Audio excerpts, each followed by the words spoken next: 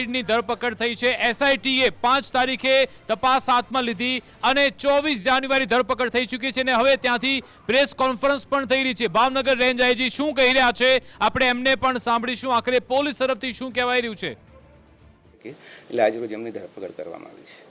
Sir, કેવા પ્રકારના પુરાવા જયરા જાહિર વિરુદ્ધ મળ્યા છે જેને લઈને ધરપકડ કરાઈ છે?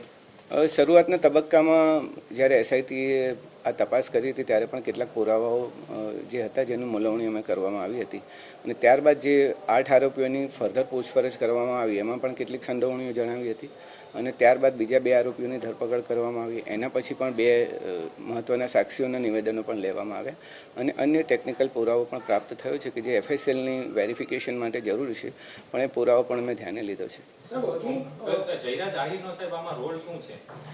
જે જયરા જાહિરનો રોલ તમે જે પૂછો છો એ પ્રમાણે છે કે ઘટના તમે જાણો છો કે બુટલેગરે હુમલો કર્યો અને કોઈ બાતમીના આધારે સત્ય દેખાઈ રહી નથી। એકચ્યુઅલી જે આરોપીઓ જે છે રાજુ, નાજુ અને અન્ય લોકો પણ એ પણ જયરા જાહિરના સંપર્કમાં પહેલેથી જ હતા અને મોટાભાગે એ તમામનું અને જયરા જાહિરનો પોતાનો પણ રોષ હોવાનું કારણ સ્પષ્ટ થયું છે।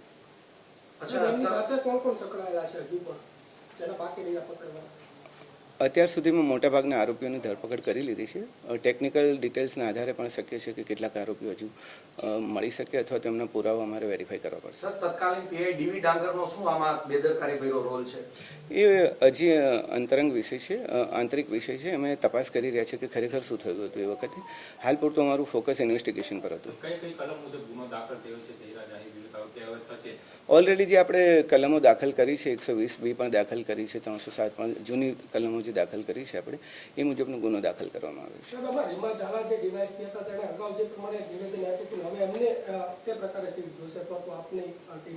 અત્યારે પ્રાથમિક તપાસ એસપી શ્રીને સોંપવામાં આવી છે, એનો રિપોર્ટ આવતા વાર લાગશે। જયરાજ આહિરે જ હુમલો કરાવેલો છે કે બીજી કોઈ ટેકનિકલના આધારે એની ધરપકડ કરી છે, એના આધારે કરી છે? પ્રાથમિક માહિતીઓ, નિવેદનો, કોલ ડિટેલ્સ, એકબીજાના લોકેશન્સ, એકબીજાના સંપર્કોને આધારે તમામ લોકો હુમલામાં સંડોવણી ધરાવે છે। અચ્છા સાહેબ, આરોપીઓ છે તે માર મારતી વખતે વિડીયો કોલ કર્યો હતો, કોને વિડીયો કોલમાં બતાવી રહ્યા હતા? વિડીયો કોલની તથ્યો તપાસવા માટે અમારે આઈપીડીઆર મંગાવવું પડે અને આઈપીડીઆર અમે માંગ્યા છે, આવતા વાર લાગશે, ત્યાર પછી સ્પષ્ટ થશે। અચ્છા સર, એવી પણ માહિતી છે જે દિવસે રિકન્સ્ટ્રક્શન કરવામાં આવ્યું હતું ત્યારે 2 શખ્સો છે તે થેલો ભરીને પૈસા લાવ્યા હતા અને મોબાઈલ લાવ્યા હતા। પોલીસ એવું કહી રહી હતી કે અમે જ બોલાવ્યા છે સાહેબ, તો મોબાઈલ શું બદલાવી નાખ્યા છે? કેટલીક વાતો જે આવી હતી અમે વેરિફિકેશન કર્યું હતું અને તમામના સાચા મોબાઈલ અમે રિકવર કરી લીધા છે। અચ્છા સાહેબ, જયરા જાહિરનો સાચો મોબાઈલ છે તે મહુવાના કોઈ વ્યક્તિ પાસેથી મળ્યો છે? ના, હજુ એવી ડિટેલ અમારી પાસે નથી। કેટલા દિવસ વીતવાનું કારણ શું? 26 દિવસ પછી ધરપકડ થઈ? તમામ પુરાવાનું અમે ધ્યાન લીધેલું હતું। પહેલાં 4-5 દિવસ જે 2-3 દિવસની તપાસ ચાલી, ત્યારબાદ ફરીથી અમે તમામ તથ્યોને રિકન્સ્ટ્રક્શન અમારી રીતે કરેલા હતા।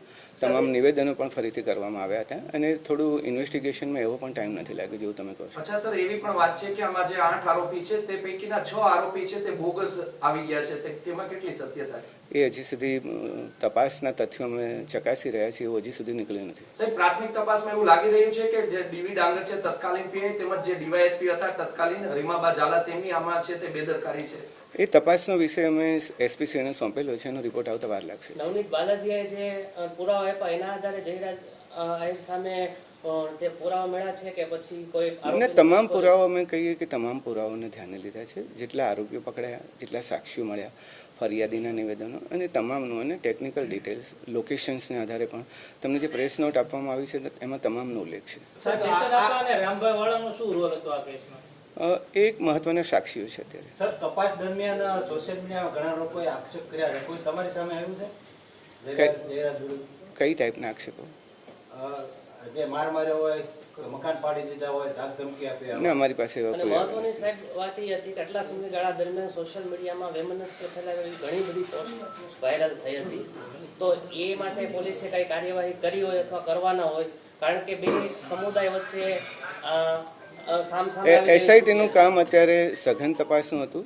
અમે એસઆઈટીની રચના ઓબ્જેક્ટિવલી ફક્ત અને ફક્ત તપાસના તથ્યો પર ધ્યાન રાખવાનું હતું. લોકલ પોલીસ ડેફિનેટલી કાર્યવાહી કરશે. સાહેબ, એક પરિવાર આરોપીના પરિવારજનો દ્વારા જણાવ્યું હતું કે તેમના ઘરે પોલીસ અધિકારી પણ ગયા હતા. એ વાતમાં એ બાબતને અમે ધ્યાને લીધી છે અને એની પણ ચકાસણી થઈ રહી છે. અચ્છા સર, જયરાજ આહિરના ફાર્મ હાઉસનો વિડીયો વાયરલ થયો હતો, તેમાં પણ આ કેસના 2 આરોપી ત્યાં બેઠા છે. આ કાવતરું સમગ્ર ક્યાંથી ઘડાયું હતું સાહેબ? એ કાવતરાની ટોટલ તપાસ અમે જ્યાં હજી થોડી વાર લાગશે, અમારે પુરાવાઓ અને ટેકનિકલ ડિટેલ્સની સાથે પછી તમને સિલસિલાબંધ હકીકતો અમે તમને પછી જ આપી શકીશ. અચ્છા સર, કેટલો ટાઈમમાં વિગત આ મીડિયાને આપશો સામે? ડેડલાઇન નહીં કહી શકાય. ઓકે સાહેબ, હવે ખાસ કરીને આજે તમે જ્યારે ખુલાસો કર્યો છે જયરાજ આહિર આરોપી બને છે, બંને સમાજ વચ્ચે વયમનસ્ય હવે ઊભું ન થાય તેને લઈને ભાવનગર પોલીસનો શું રોલ રહેશે? જો ન્યાયિક તપાસ અમે કરી રહ્યા છીએ, એસઆઈટીએ ન્યાયિક તપાસ કરી છે, તમામ પુરાવો પણ ધ્યાને લીધા છે. આક્ષેપો પ્રતિ આક્ષેપો તો થતા રહે છે, પરંતુ હજી સુધી એવું કોઈ વૈમનસ્ય ઊભું થાય એવું જણાયેલું નથી. અને છતાં પણ આ પ્રકારનું થાય તો અમારી અપીલ છે કે આ પ્રમાણે સોશિયલ મીડિયાનો ગેરઉપયોગ કેટલાક લોકો ના કરે. સર, એવી પણ આજ સવારથી ચર્ચા ચાલી રહી છે, કોળી સમાજ છે તે 1 તારીખે મહાસંમેલન બોલાવે છે, જેને લઈને આજે એસઆઈટીને સરકાર દ્વારા આદેશ આપવામાં આવ્યા છે કે જયરાજ આહિર સામે પૂરતા પુરાવા હોય તો તેની ધરપકડ કરવી.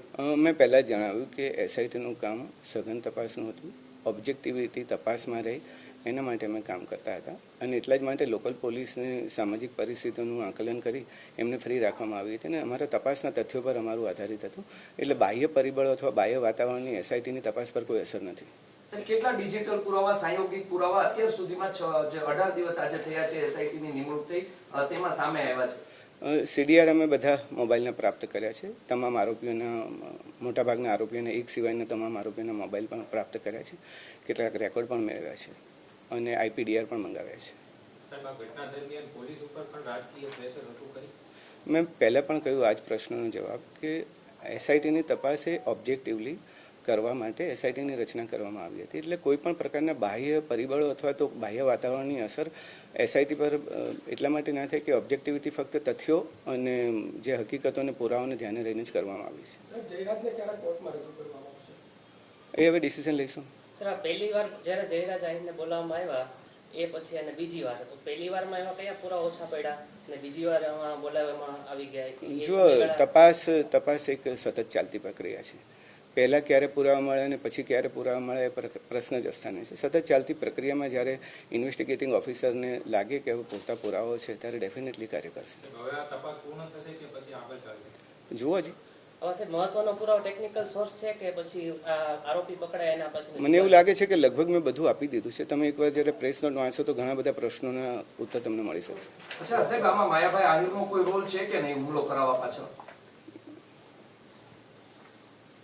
કોઈ એ પ્રકારનો રોલ હજી સુધી બાકીના જે પુરાવામાં પ્રાપ્ત થયા છે એમાં આ પ્રકારના રોલની કોઈની ચર્ચા નથી. તમે કોઈના પણ નામ પૂછી શકો છો, પણ જે અત્યારે હાલમાં આરોપીઓ જે પકડાયા છે એ લોકોનો રોલ છે.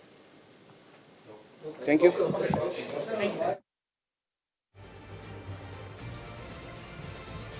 તો મોટા સમાચાર, અત્યાર સુધીના જયરાજ આહિરની અંતે ધરપકડ થઈ ચૂકી છે અને આખી પ્રેસ નોટ પણ બહાર આવી ગઈ છે અને અત્યાર સુધીમાં 14 આરોપી થઈ ગયા છે. આપણે એ પણ જોઈ લઈએ કે એસઆઈટી તરફથી જે પ્રેસ નોટ આપવામાં આવી છે એમાં શું કહેવામાં આવ્યું. ટીવી સ્ક્રીન પર મોટા સમાચાર, નવનીત બાલદિયા, જેમાં આ કેસમાં માયાભાઈ આહિરના પુત્ર જયરાજ આહિરની ધરપકડ થઈ. આખરે તેમની ધરપકડ કરવામાં આવી છે અને એમણે પોતે જ એ વ્યક્ત કર્યું હતું. હવે આપણે પ્રેસ નોટ એ જાણી લઈએ.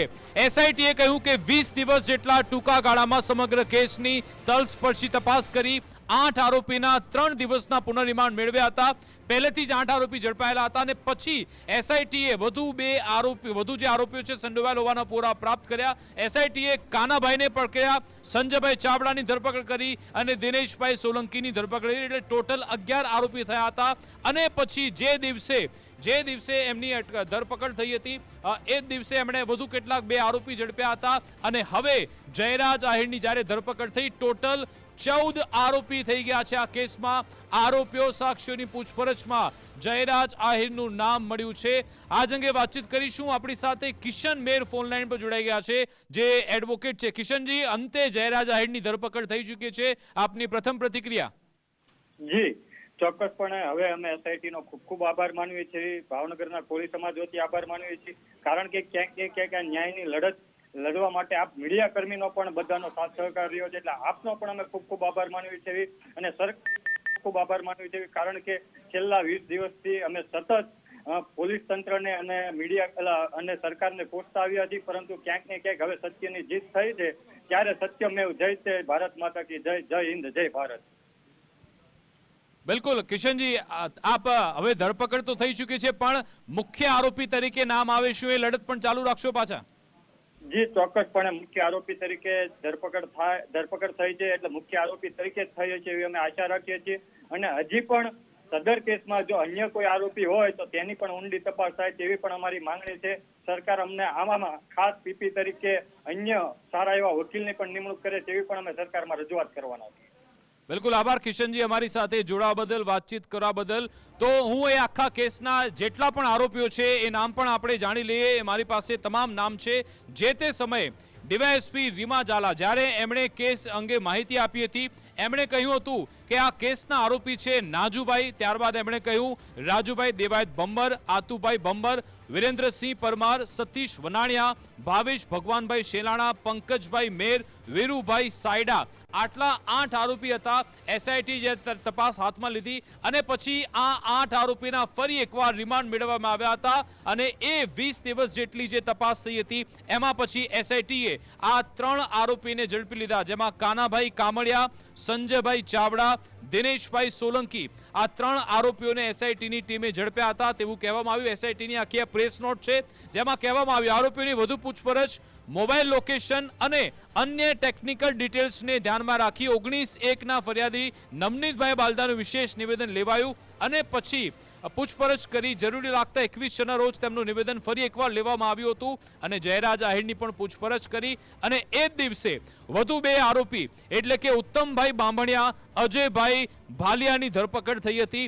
પછી એસઆઈટી આ કેસની તપાસ આગળ વધારતા અન્ય વધુ પુરાવા મળ્યા, સાંયોગિક નિવેદન લીધા, આરોપીના એકબીજા સાથેના મોબાઈલ સંપર્ક, તેમના લોકેશન, અન્ય ડિટેલ્સની ઉચ્ચ કક્ષાએ તપાસ કરી અને અંતે આજ રોજની પૂછપરછમાં તે હુમલાની ઘટનામાં સંડોવાયેલ હોવાના પૂરતા પુરાવા ધ્યાનમાં આવ્યા. સઘન મુલવણી કરી આજરોજ જયરાજ આહિરની આ ગુનામાં ધરપકડ થાય છે. એટલે કે એસઆઈટીએ પણ કહ્યું કે એમને પૂરતા પુરાવા આ કેસમાં મળી ચૂક્યા છે. એસઆઈટી કહ્યું છે કે પૂરતા પુરાવા છે એને લગતા અલગ અલગ નિવેદન પણ છે, એટલે હવે જયરાજ આહિરની ધરપકડ થઈ ચૂકી છે. આ અંગેના તમામ અપડેટ્સ આપના સુધી પહોંચતા રહેશે. રોકાઈશું નાનકડા વિરામ માટે.